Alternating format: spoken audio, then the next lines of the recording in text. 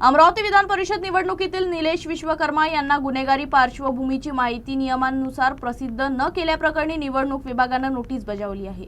सर्वोच्च न्यायालयाच्या आदेशानुसार उमेदवारांनी आपल्या विरोधातील गुन्ह्यांची माहिती सार्वजनिक करणे बंधनकारक असतानाही त्याचं पालन न झाल्याचं समोर आलं।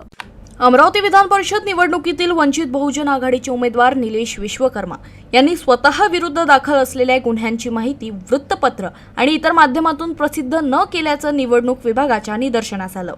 त्यानंतर संबंधित उमेदवाराला नोटीस बजावण्यात आली।